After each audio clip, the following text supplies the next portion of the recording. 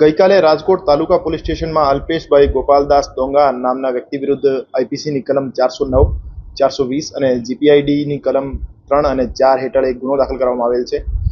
આ કામના આરોપીએ ગુજરાત સહકારી મંડળી અધિનિયમ હેઠળ શ્રી મની પ્લસ શરાફી મંડળી નામથી એક સહકારી મંડળી નોંધાવી એમના પ્રમુખ તરીકે ફરિયાદી તથા અન્ય સાહેદોના એફડી કરાવવાના બદલે વર્ષના 12% લેખે વળતર આપવાનો લાલચ આપી ફરિયાદ મુજબ 60 થી વધુ સાહેદોના 11 કરોડથી વધુ રકમ લઈ એમની મૂળ રકમ અને વળતર નહીં આપી એમની આખી રકમ ઓળવી જવાનું કૌભાંડ કરેલ.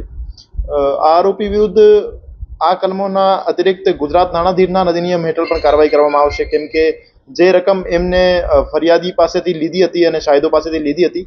આ રકમ બીજા સામાન્ય માણસોને વ્યાજે આપવામાં આવેલ હતી એમના દ્વારા, અને વ્યાજે આપવાના બદલે એમના પાસેથી જમીનના દસ્તાવેજો પણ કરાવી લેવામાં આવેલ હતા. હજુ સુધી આ તપાસ દરમિયાન જેટલા સાહેદો મળ્યા છે એમના આ સાહેદોના કેટલી રકમના જે કૌભાંડ કરવામાં આવેલ છે આ બદલે એમના દ્વારા જે પ્રોપર્ટીઝ અને જે વસ્તુઓ ખરીદવામાં આવેલ હતી એની વિગત મેળવી લેવામાં આવી છે અને એમને ટાંચમાં લેવામાં આવશે.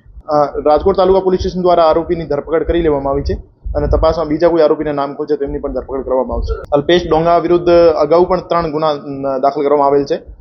અને એમના વિરુદ્ધ જે પણ યોગ્ય કાર્યવાહી કરવામાં આવેલ હતી.